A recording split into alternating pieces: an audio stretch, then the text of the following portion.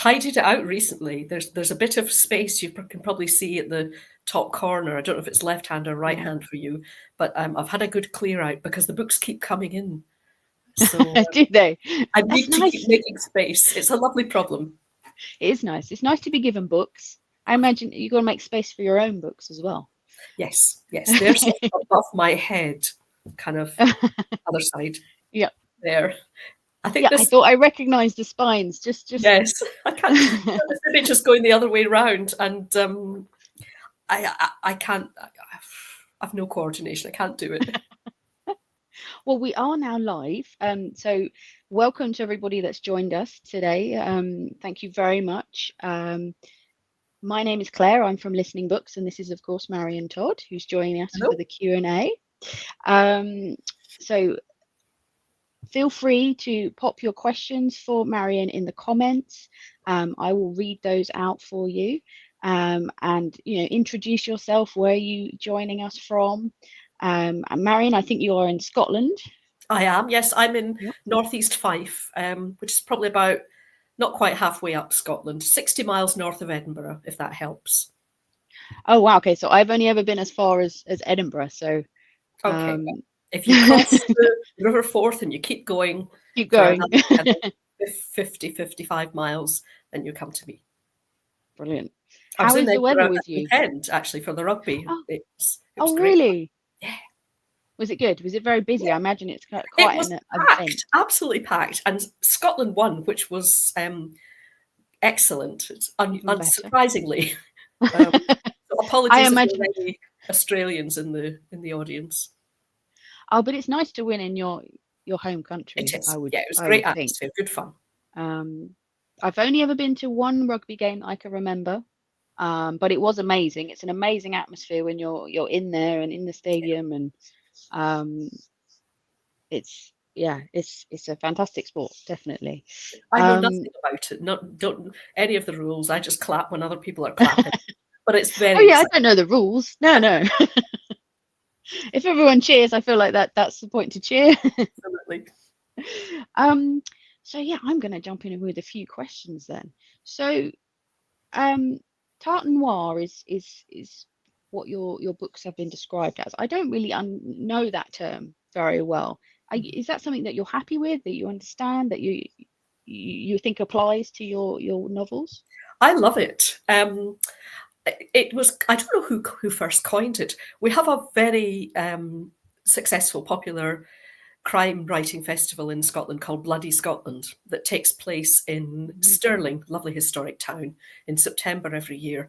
And I think it may have come out of that. I'm not absolutely sure, but it really refers to Scottish, the tartan, dark books, noir. So any kind of crime fiction or thrillers or even cozy crime comes under the Tartan Noir umbrella. And I love it because I think it's quite a good marketing tool.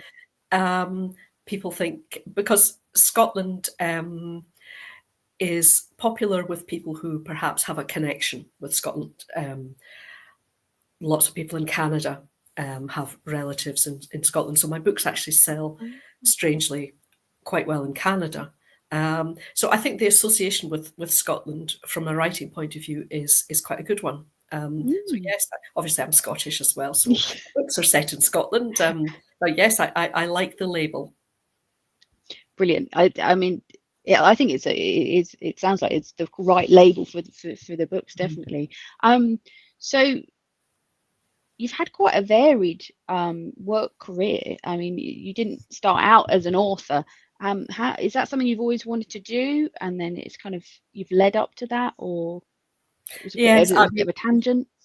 I think everybody who's published has always wanted to write, and I never thought I could do it. I didn't think I was clever enough or well educated enough, and I thought it was maybe something I could do for fun, and perhaps, as I did, sell the odd short story to a magazine and maybe make a little bit of pin money. I think I remember being paid £45 for a short story and thinking I had won the lottery because this seemed like a fortune. That was a while ago, obviously. Yeah.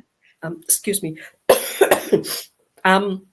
So I started out working for a kind of investment company, and then I worked in a college as well. And then I took 10 years out of the workplace while I was having children, which was, it was lovely. Very, very lucky to be able to stay at home with them. Well, that was my choice.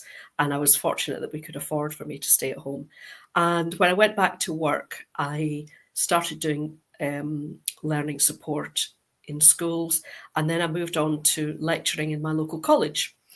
And I did a lot of writing there because I was writing case studies for students, scenarios and exercises, and sort of using up my creativity then. And in the meantime, I was growing plants, which I did for a few years, probably about 3 years for a living, because I've got a huge greenhouse.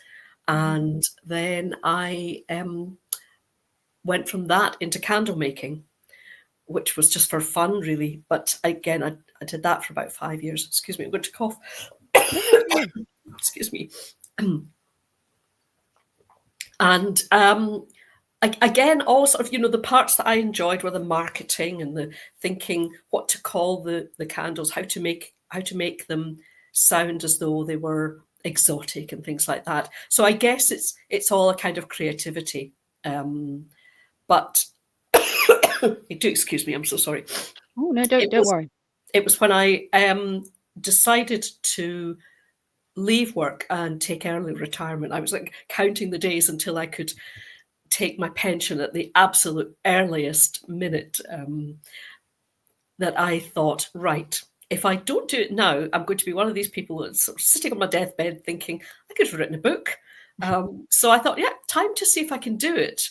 So I guess all the different experiences of life, particularly working in the college, where I met a huge variety of people with different backgrounds and life experience. That all feeds into the creativity. So I'm very grateful for having had a varied work experience, I suppose, because that really has, it helps me with writing. I'm constantly drawing on people I've met and events that I've experienced to think how I could put them into books. Did you find it hard to get started with that first book? Yeah. Knowing where to go with it. Yeah. I mean, I sort of, so I didn't really think I could write crime fiction. I thought I didn't have the right sort of brain, but I loved reading it. And I thought I'll try to write something different, which didn't really work very well. And then I read a book by Kate Atkinson, a wonderful writer, called One Good Turn. And it's a crime novel that's set in Edinburgh during the festival. And it begins with a road rage incident with one car ramming into the back of another when the one in front does an emergency stop. And there are people standing in a queue waiting to go into a festival venue, and there's the two drivers get out, and one of them is a kind of big, thick, wall puncher with a shaved head, and he produces a baseball bat and sets about the other guy, and then someone in the crowd throws a laptop case, and that disorientates him. And every single person in that scene matters, but you don't know why. And so I thought, right, I want to try and write something like that. So I did. I wrote a book where I had a character, a really horrible character that was drawn on someone I actually wanted to kill in real life, but they don't let you do it. It's against the law. So don't try that at home. So I popped him in a book and killed him there. And it's a wonderful revenge being a writer. You can do all these things. And I had done what Kate had done in this book, written it from different points of view, all the different characters. And I was advised by an editor that the strongest part of the writing was the police elements, because I had this character killed and I let the killer get away with it, which was my ultimate revenge. But because there had been a killing, a murder, there was a police officer who wandered into the book to try and investigate it and concluded that they would never find the killer. And that was my detective, Clare MacKay. And so when I wasn't successful in selling that book, I thought, right, let's take that piece of advice about writing from the police's point of view. And I then wrote a completely different novel, which was all from the detective's point of view. So the reader was only seeing what she was seeing. And that became my first published novel, See Them Run. But even after I'd written that, it went through a couple of versions and lots of rejections. So for anyone keen to be published, persistence is what you need. Absolutely keep going, don't give up. It took me a long time, but got there in the end. Do you think, did you ever kind of consider self-publishing? I know that's something that's Yes, I happened in did. previous I did. years. I was probably a few weeks from self-publishing. I had decided that when 2019 came, I was going to be published one way or the other. And I was sitting watching Strictly one Saturday night in December 2018 when an email popped up from a lady who is now my agent.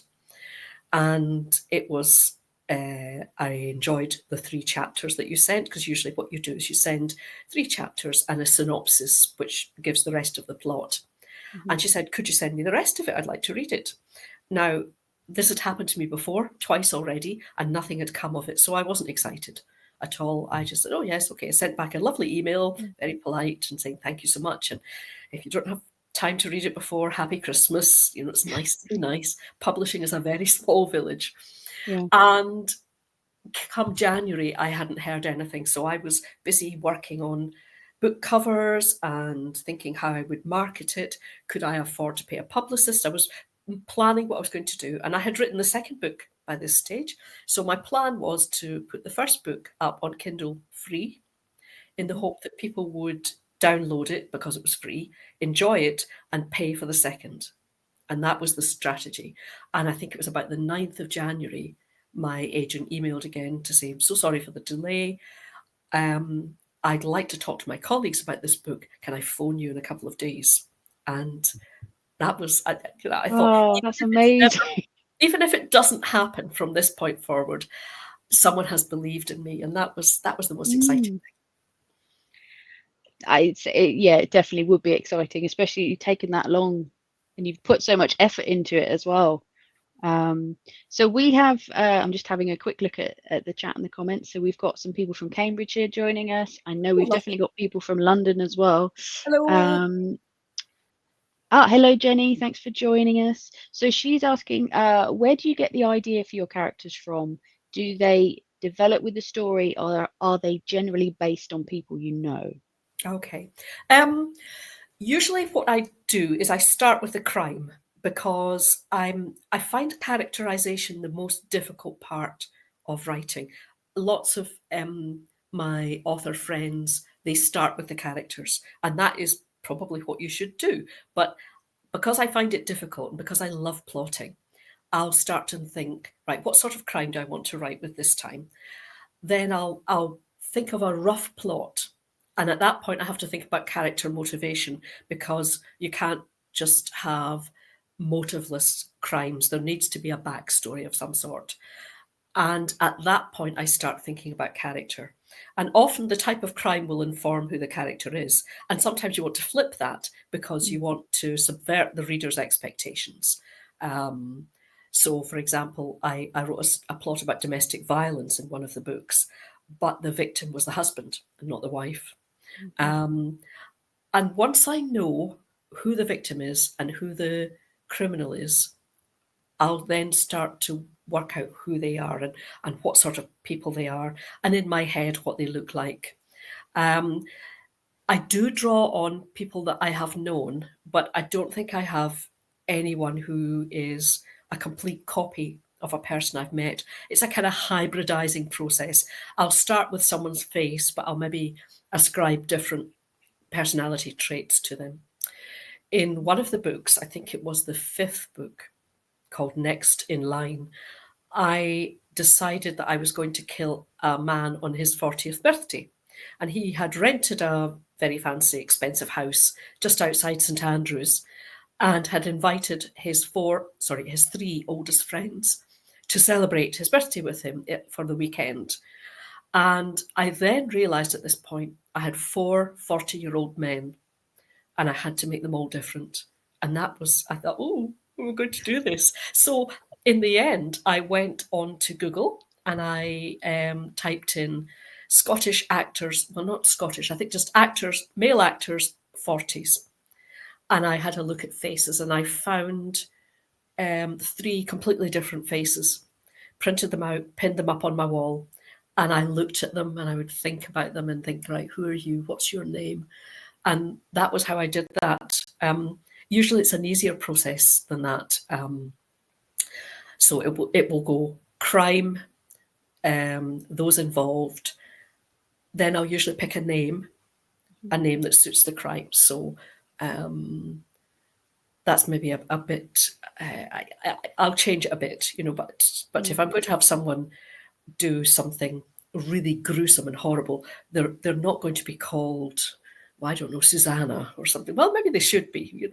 I'll try and think of a name that fits the way the person is working in my head. And sometimes I'll go for a photograph. Mostly I don't need photographs, but it's a very organic process. And there'll be points when I'm writing the book when I think, actually, this person is slightly different to what I thought, and I'll have to go back and unpick and colour them in, I suppose, is the way I would describe it. And sometimes my editor will say to me, I don't really get this character, can you flesh them out a bit? So that's the hardest bit for me. It sounds hard. To be honest, that was a great question, Jenny. Thank you. It sounds harder than it is. A great question, Jenny. Thank you for asking. Actually, that does remind me of a question I had about your main detective, who is across all of the books, because I've read the first book in the series, and I've now read the latest one, which is Bridges to Burn, and she changes a lot throughout that series, and her relationships with the different other characters that are kind of consistent throughout. And is that something you plan? If you intend to write a series like this, do you plan for a character to grow organically, or is it I think you more have episodic as you write? So I don't have an overarching plan. I don't know how the series might end if it ends. I've no plans to end it at the moment, but I don't have a kind of, finally I'm going to kill Claire off or send her to the other side of the world or into space. I've no idea.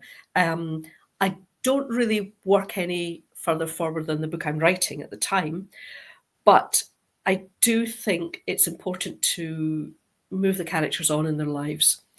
And I try to think, when I leave off one book, I try to think, right, that's where Claire was at the end of that book. So I need to pick her up maybe a few months down the line when we start the next book. What will have happened in the meantime? And I try to think of her as a kind of living, breathing person with a real cottage and a real dog and various men who she's finally sort of settled down a bit now, but it took her a wee while. And I think I have 4 main characters. Claire, obviously, is the chief one, her Sergeant Chris, Jim, who is the kind of uniform desk sergeant, and Sarah, who is a uniform PC, who eventually marries Chris. And I think that in every book, I need to do something with at least one of them, with more emphasis on developing Claire's character, because otherwise I'm just writing the same book every time with a different cast of characters. So I try to think, right, how would things move on in their lives? But I'm probably not any further ahead than the last book. There was one book I wrote, and I think it's the 3rd one, Lies to Tell. And at the end of it, Claire is trying to decide between 2 men. And I left it as a cliffhanger, and people sort of didn't like that. Some people, they said, well, we've got to wait for book 4 to find out who she chooses. And the truth is, I didn't know who she was going to choose. I could not decide. So I thought I'll give myself a few months until I have to start the next book. And, so I do apologise for that, but I honestly could not decide which way she was going to jump. So, It's nice that you didn't force yourself to make a decision though at that point, and then well, kind of come yes, to I think find it so. doesn't work when it comes to the next book. That's the problem. If I had jumped one way and then at the start of the next book I wasn't feeling it, then I would have had to have some more Claire angst and have her work out, why did I choose this person when I really should have chosen that person. So I think even at the beginning of the book I may have slightly fudged it. She had made a choice, but anyway, oh goodness, it's the responsibility. Yeah, I suppose you do feel a responsibility for these characters that you've created and put out there. As I mentioned, I've read the first book, and I'm reading this latest book. They both have they both focus on children and or certainly in the beginning of this book, Mhm. crimes that involve children. But why choosing to focus on that? Because I think child exploitation, certainly, with social media and internet, did you find that was something that was very important for you to include in the series as a subject matter? Yes, so I'm trying not to give away too many spoilers, but in the first book, I knew I wanted to have a serial killer, someone who was systematically picking people off. Mhm, And I didn't want it to be random. I wanted there to be a reason. And I wanted these people to be different from each other. mhm, And that was, so I came up with a reason, which I thought worked, I mhm, hope.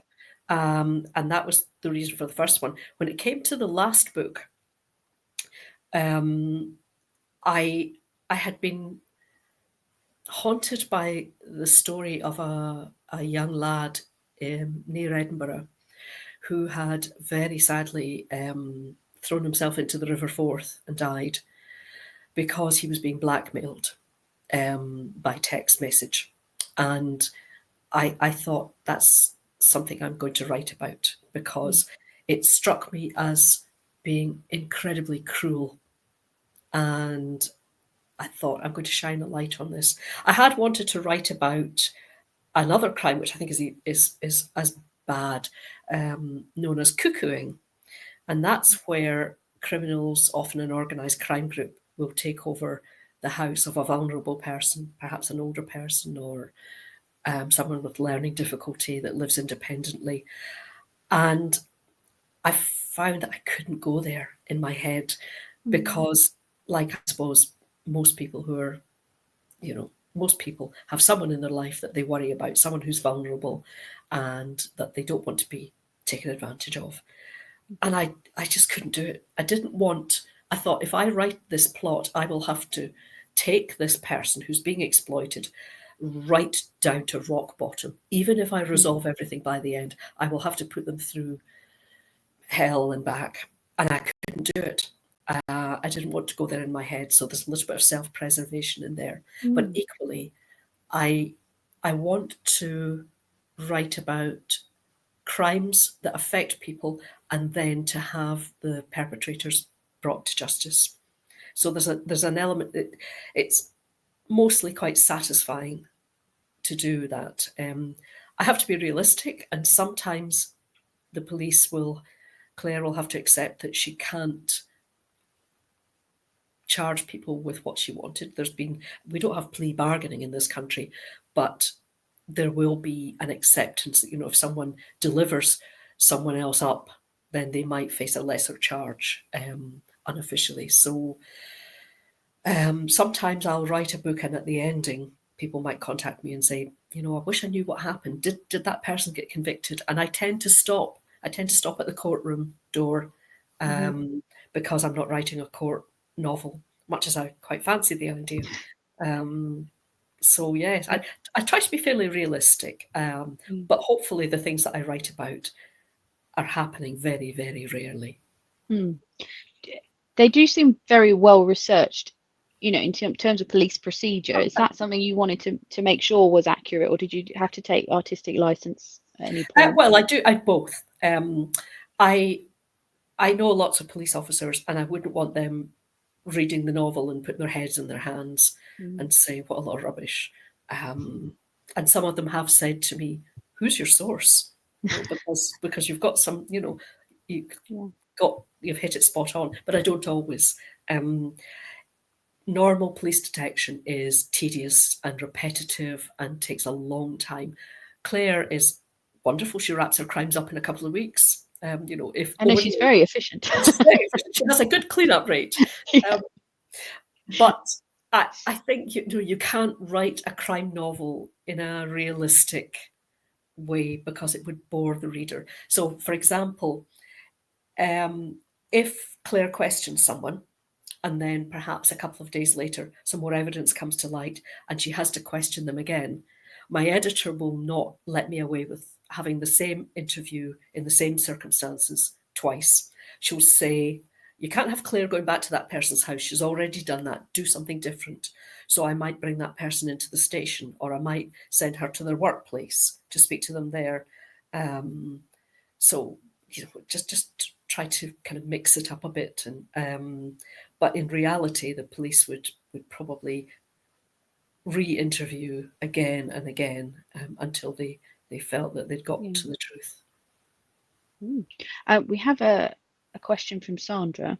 She Hi, says, Sandra.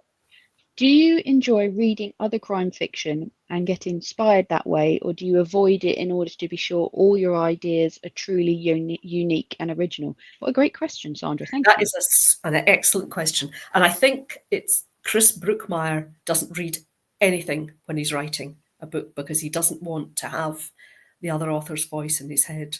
I do read all the crime fiction all the time. One of the lovely things about being an author is that you are sent books to give a quote for. So if you see, if you look up a book perhaps on Waterstones or Amazon, and you'll see that various authors have said nice things about it, that's when we get sent advanced review copies of the books. So I'll be reading them, and I also always have an audiobook in the car, a crime book. So I read lots and lots of crime fiction, and I think you can pinch little bits and pieces. You can be a magpie. You can pick up, oh, that's, gosh, I never thought about setting a scene in a swimming pool changing room or something like that. You can pinch little bits and pieces like that, but that doesn't change your own voice. And I think that's what marks out authors, that we all have a unique voice, hopefully, unless we're artificial intelligence. And I think I hope I can read without pinching any, without plagiarizing from someone else's book. I think that the voices of my characters are developing them as a completely separate experience, a completely separate piece of work, as opposed to reading someone else's book. So in a way, reading other people's books is a lovely escape. The difficulty is getting the time to do it.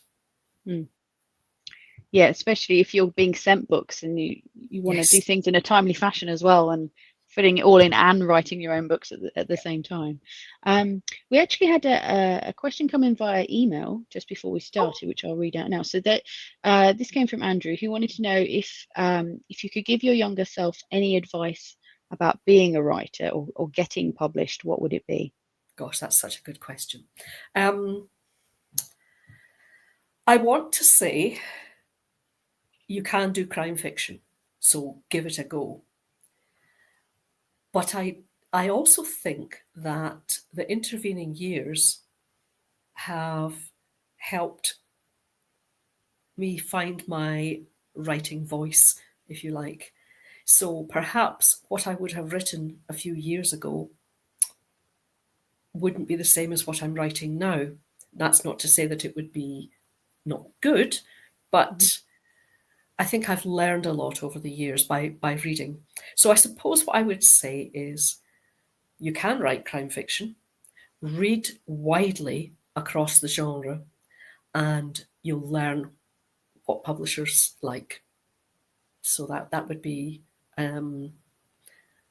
yeah, I think, yeah, and right, believe that you can do it, because I honestly, for years, I thought published authors were a breed apart, and that was not me. So believe in yourself. Everyone, not everyone is capable of being published, but you don't know until you try, so try.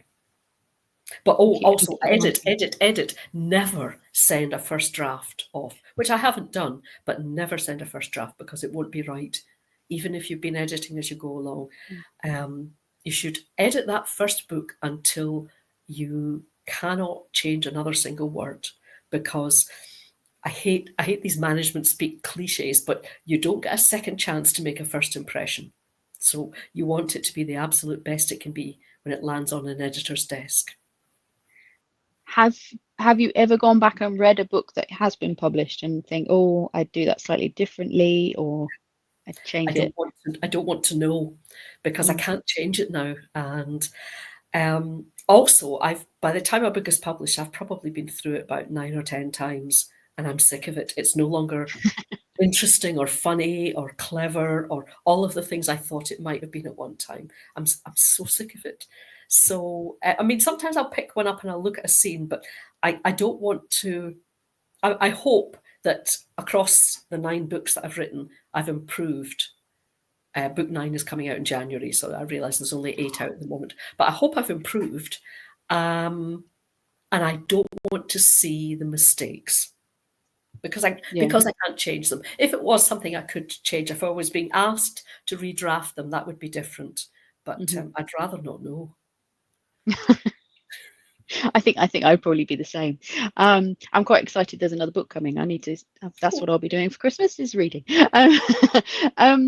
So Coco has asked, outside of crime novels, what is your favourite preferred genre to read? That's a good question. So I quite enjoy the right kind of non-fiction book. The ones I've read recently have been related to crime, so probably not the best example. There's one that I read called We Are Bellingcat. I can't remember the author, but Bellingcat is an organisation that was originally self-funded. It's a not-for-profit. It's now being funded by some of the universities, and basically they are investigating the news stories that get buried, such as, or you can't get to the bottom of, like the jet, the Malaysian Airlines jet, or the Skripal poisoning, and they're at great personal risk to themselves. They have investigated these things. They've got people dotted all over the world who, some of them working undercover to try and find out who's behind these events. Well, kind of, I think, suppose we know who's behind them, but is there evidence as to who's behind them? So that kind of thing really interests me. And the other one I read that's very similar is called People Hacker by Jenny Radcliffe. And this was basically confessions of a burglar, someone who has started out her life as a burglar housebreaker, and she turned into a kind of ethical housebreaker. People can hire her to check their security, and she'll say things like, I will leave a picture of Donald Duck in your desk drawer, or something like that. And they'll say, no, you'll never get past our security. And it's simply by watching human behavior, how people, you turn up a kind of, what do you call it? Sort of secure entry, like if you're going into a business and they've got a place where you've got to flash a pass, and you're wearing a business suit and you're dressed up, you're carrying a briefcase, and you're like, oh, I can't believe I've left my pass at home. Could you just buzz me? And oh, so sure. So they buzz the person in, and she's in, and then she'll go up back staircases, and she'll just had one or two narrow squeaks, but it was fascinating as to just how easy it is for a person who's skilled in human behavior to find their way into secure locations. Fiction, I do love a bit of Joanna Trollope.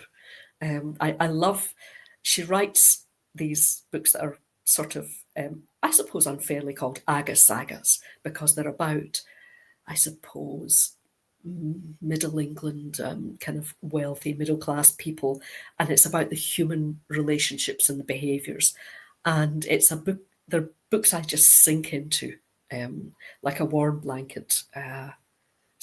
But it is difficult finding the time. I've got a big pile of books I haven't even opened from last Christmas, so I'd better get on with them before this Christmas books arrive. Brilliant. Thank you. That was a fantastic question, Coco. Yes. In terms of the book series, Bridges to Burnt, they're all set in St Andrews. Yeah. Is that a particular place that's important to you, or is it just it worked for the characters? Why St Andrews in particular? Yeah, good question. So when I started thinking about writing something commercial that had a chance of being published, I had a look around the market, and there was a lot of crime fiction series.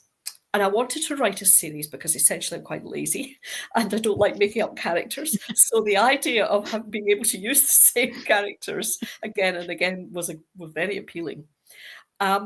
So I knew it was going to be a crime series, and there's a lot of crime fiction books that are set in Glasgow and Edinburgh in Scotland. And I was going to write a Scottish one because I thought the Tartan Noir label, as we said earlier, is a very good marketing thing. I live about 11 miles from St Andrews, and I actually lived there for a year. And it's a historic town. And the reason I thought it would work well is because it has a very varied population.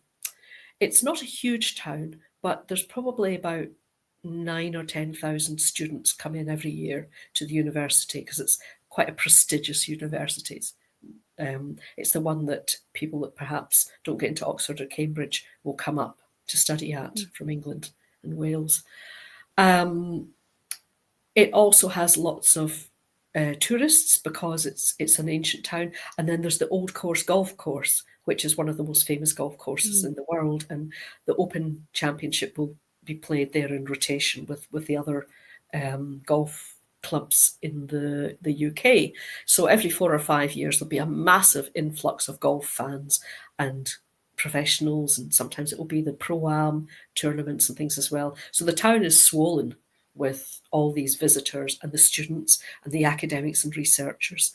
And then there's the locals who put up with it all. And I thought, this is a very small town, but it has such potential. And it's very easy for me to pop over there and look at things and soak up the atmosphere and get a feel for it. Of course, shortly after my first book was published, we had lockdown. So I wasn't able to go anywhere. But thanks to Google Street View, I can visit the town quite easily. The downside is that I've now written 9 books, and it's getting very hard to find places to leave bodies. It's there's a street, in a very long street that cuts through the middle, and I think statistically that's the most dangerous place to live in this world. I suppose you can't just make up a place because it is a well-known place, and your readers potentially know it. You can't just add a random street in there. I don't add random streets. I never do house numbers. Although the Scottish writer Stuart McBride has got a neat trick. He'll take a street that everyone knows and he'll add a house number that doesn't exist. So if it stops at 80, he'll have somebody at 96, which is quite clever. I tend to fudge which house it is, but I'll name the street. But I do make up pubs and restaurants and things like that because I think some of them wouldn't necessarily like to know that a body had been found on the premises or a member of staff was a criminal or a victim. So I'll have real streets, but made up places. Cool. Coco says it's getting hard finding places to leave the bodies, and she's laughing. It's the problem is real, Coco. I mean, it's people will nominate things as well. Would you kill my boss? Is quite a common one, and I haven't done that yet. They've also suggested places where I can leave bodies, but one person did say to me, "Right, okay, what about a body in our house?" I said, "You're on." And then when it came to writing the book, I said, "No, I'm just checking that you're okay with this." And they were like, maybe not. So I had to pull back on that one. But I can make up cottages. Clare's cottage doesn't exist, but it's It the road. sounds lovely. Oh, it's perfect. It's the best cottage ever. Yeah. So I'm living vicariously through Clare. All the good things that she has, like having a lovely cottage and Mm. having a partner who cooks so well, and she can run fast as well, which I certainly can't. So I'm getting out all my kind of Yeah, ambitions through Clare. too Claire.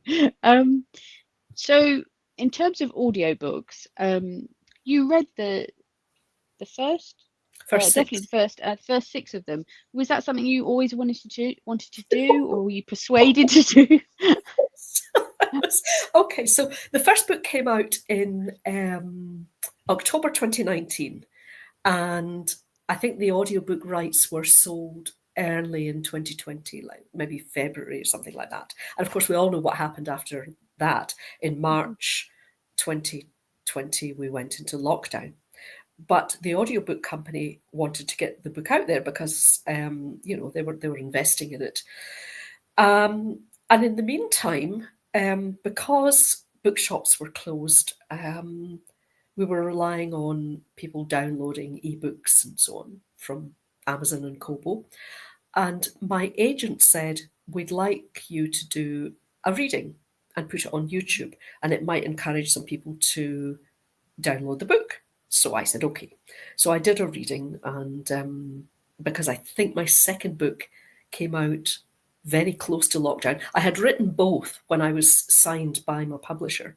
So they put one out in October 19, and the second one came out in February 2020. So, and then everything stopped. So I did a reading from my second book. And a little while later, my agent contacted me and said, so we think you should read your audiobook. And I was like, no, I'm not doing that. I'm not a voice actor. Let's leave it to the professionals. And she said, no, she says, really, we think it would be a good thing to do. I said, okay. She said, tell you what, if you ask they had a books to screen agent at that time. If you ask him to have a look at the YouTube recording that I made and then come back to me. She said, no, we've done that already. He's quite happy. He thinks you should read it. And I could feel myself getting backed into this corner. And she said, plus it would be good for your author brand, whatever that is. In the end, I agreed. And I really wish I hadn't. But, I kept it going for 6 books. It's very, very hard work. I'm talking to you now, and this is lovely. I've got a drink by my side I can have if I need to. But when you're reading an audiobook, it's continuous. You're not really pausing other than at the end of a chapter when you go, you can't have a drink of water because the microphone is incredibly sensitive and water makes a lot of noise going all the way down. You wouldn't think it because you're not listening, but and your mouth dries very, very quickly when you're reading constantly. I mean, if you doubt this, take a book out off your bookshelf and challenge yourself to read a chapter. It's harder work than it looks. And then I'm not really very good at accents and things like that. And I thought, I don't really want to try because there's nothing worse than someone trying and failing to do an accent. That, you're better not trying at all. And I found myself, I can't think it was the last book, and I was reading out, and I had no idea this was coming. He spoke with a faint Hebridean accent. And I thought, I don't, what? Why did I write that? And immediately I'm thrown into dialogue. And my son has a friend who comes from the Isle of Lewis in the Outer Hebrides. And she has a lovely sort of lilting sort of voice. And I tried instantly to channel her in the hope that I would sort of carry it off. And at that point, I thought, I'm not doing this ever again. Because I was starting to not want to write characters who weren't Scottish women. And sometimes when I was doing the recording, I would have a voice for Claire and a voice for Chris, and it would get mixed up. Have to do it again. So I just, and it's also, I was doing it from home studio, which it's not a studio, it's my study, and it's got there were duvets and pillows everywhere to try and pad the sound, but that didn't stop the birds singing or the bin lorry coming along or somebody cutting their hedges. And then one day, the absolute worst thing, I had just finished recording 90 minutes of continuous reading, which is a long, long time. Yeah. And I was, the way we were working, because my internet signal wasn't amazing, I was working down the line with an editor, a technician, and I was reading and then I was saving the file, which would take about 3 or 4 minutes to save because it was massive. And then I was using a large file transfer service to send it to him, and he was saving it, and then we would go on to the next bit.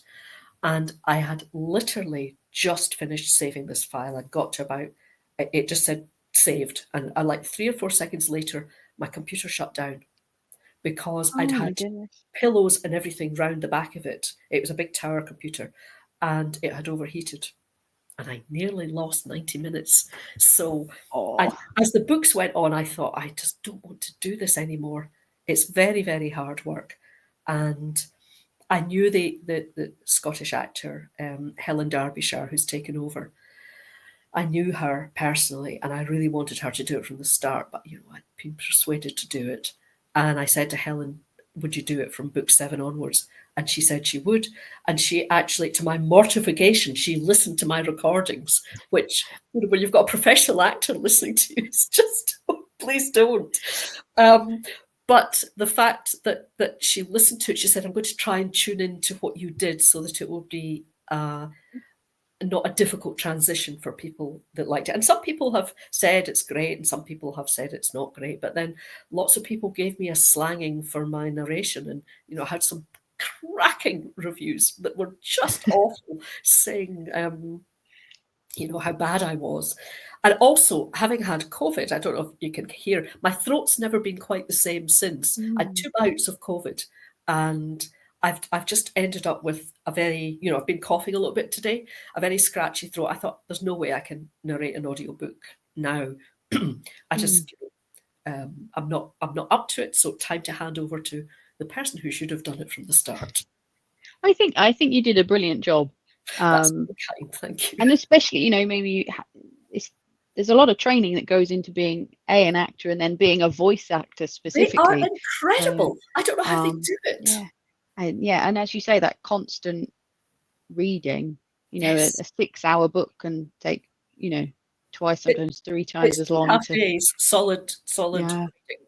And then you have probably a couple of hours, a fortnight later, when the proofreader has listened to it and checked, found all your mistakes. There's a couple of hours where you just record all the little short bits where you got something wrong or where, your tummy rumbled. That happens quite a lot. When we had a lunch break, I used to race to the kitchen and eat a sandwich, a pre-made sandwich, as fast as I could, because I knew it was going to take sort of 20 to 30 minutes to digest and go all the way through and stop making a noise. And you just don't realize these things until you've got a highly sensitive microphone sitting in front of you. Yeah, I'm always told don't have a cup of tea. Yes. Any kind of milky drink. I got very good at coffee. taking a tiny amount of water and just moisturizing the inside of my mouth, the tight, like quarter of a teaspoon. I got very good at doing that between chapters and not making any noise. Wow. I mean, yeah.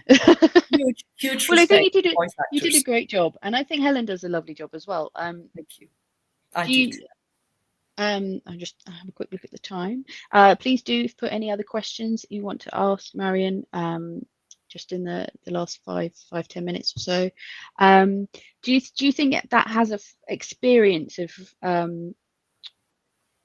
being the voice actor that has to read the book that that it's affected how you write and how you describe something, or the different character voices that you put in there? I think I always read my own books out loud before I send them into my editor, because you hear mistakes that you wouldn't normally spot. You realise that you're repeating phrases, that Claire is rolling her eyes yet again, or shrugging or nodding. You realise that you've started 3 sentences in a row with Claire did this, Claire did that, Claire did the next thing. So you spot things. So I do know how it sounds, but I was getting to the stage where I was thinking, I'm not going to write that because I'll have to read it. I'm not going to put someone in. I wanted to have a character in, I think it's book 7, A Blind Eye, where it was an Eastern European woman who had Eastern European parents but had been largely brought up in Scotland. So her accent was going to be a bit of both. And Helen was really excited about that. She says, I can't wait to do that. I was dreading it from the point of view of reading it. So it's kind of given me a bit more freedom, but it also makes me conscious that this is a completely different medium. And if I'm going to write a book, I need it to work as an ebook, as a print copy, and as an audiobook. So it does make me conscious of that. I'm not sure that I do an awful lot that's different, other than I try not to have too many people with foreign accents. Just make Helen's Also, life a bit easier. also people that might be similar. Yeah. Like if there's, let's say, my 4 friends, the 4 40-year-old men. I can't remember how I did that, and I don't want to listen to it because it'll be embarrassing. But, I would probably try to make them different in some way so that the voice actor, that Helen, would have something to work on there. Mm-hmm. So we've got a question for Jenny, or from Jenny, sorry. Is there another genre that you haven't written but would like to try? I'd love to have a go at science fiction. It's quite a hard sell these days. It's quite hard to get a sci-fi novel taken up by a publisher, but I love the idea that you can make up your own rules. Because I'm writing police procedural novels, you have to stick by the law, what the police can do. I don't want Claire to be one of those maverick detectives that shuts the door and then assaults a witness until they tell the truth. I want her to stick as far as possible to the rules. She maybe makes the odd kind of bad decision, but mostly I want her to play by the rules and to find proper legal methods of working out how she can nail the perpetrator. With science fiction, you can do what you like. You can make things up. So I love the idea of doing that. That would be my palate cleanser if I wanted to do that. I keep thinking about weird things I could do. Do you think you could kind of continue with the Claire series and also write a sci-fi novel at the same time, or do you very much focus on the? Yeah, well, maybe not at the same time, well, between Claire books, Yeah. The difficulty is that writing a book is a huge investment of time and effort. And if I didn't think it was going to be published, I probably wouldn't do it because it is really hard work. Not even on a kind of a personal project level. I do short stories. I love writing short stories. They're great fun, and I'll sometimes write one for a competition or just for fun. There's a special offer on at the moment, which is if you pre-order the 9th book, either from books in print or ebook, not audio, unfortunately, and you go to my publisher's website. The publisher is Canelo, Canelo. They have a special offer of a short story that you'll be sent if you can upload proof of pre-order. So that would be a photograph of your receipt or a snip of, of the screenshot of your email or whatever. There is a Claire short story that will be sent out the day after publication day to anyone who has pre-ordered and can send in proof. Oh, fantastic. So short stories are great because you don't always have to tie everything up with a bow. Yeah, they're kind of more self-contained, but it's nice when you have the kind of the background of all the other things that have happened to them as well. Oh, that's fantastic. I'm just having a quick look at the time. We're running out of time. So I will probably just end on this question. What is next for Claire? There's a lot of things. I don't want to give it away if you haven't read Bridges to Burn yet, but there's lots of exciting things happening to her friends. Her life has changed slightly. There's new partnerships in there. What is going to happen next for her? Okay, so book 9 is called Dead Man's Shoes, and that's another Clare novel. And at the end of Dead Man's Shoes, there's another of those what do you do moments. But I can tell you that I'm not going to kill her off because I've just started writing book 10. And if I think really hard, I can remember what it's about, but I can't actually because we've just finished doing Book Week Scotland up here, which involves libraries booking authors, and I had 3 talks, not all the same type of talk, depending on what people want. So I had 3 talks last week. So I didn't do any writing last week, and then had a busy weekend and a busy day yesterday and another busy day today. So I'm hoping to get back to doing some writing tonight after I watch the Bake Off final. And is that tonight? Is that it's Woody's tonight. final? Yes, it's the final. It's the final. And I think that Dylan will win. But that's just a guess. So we'll see. But anyway, so I then need to get back to writing book 10. And I'm trying so hard to think what it's about. And I honestly can't remember because I've been talking about book 8, Bridges to Burn. I've been reviewing book 9, Dead Man's Shoes, and trying to write book 10. And honestly, I'm sitting here, I have no idea what it's about. I will, when I get to the computer and I zone in, I'll think, oh yes, I remember now. But so Claire, at the end of book 9, has a decision to make. And then book 10 picks up with her having made that decision. And we see what's going to happen after that. Oh, well, I'm very much looking forward to Thank you. to discovering what happens. I've enjoyed the series, the ones I've read so far, and I'm definitely going to finish those. If anyone wants to borrow Bridges to Burn, if you're a Listening Books member, you can do that with your membership. If you have an illness, disability, learning difficulty, or mental health condition, and you're interested in becoming a Listening Books member, then please do visit our website and find out more about that. Thank you very much, Marion, for joining us for this Q&A. It's been brilliant. I'm going to finish this and then go do some reading. If you want to join more of these Q&As, do keep an eye on the Virtual Village Hall website, and we'll also put it on our social media pages as well. And thank you very much, everyone, for joining us. It's been a really good session, so thank you. And thank you, everybody. It's been lovely being part of this. Thank you so much for asking me. Brilliant. Thank you very much for coming along. Cheers. Goodbye, everybody. Thank you.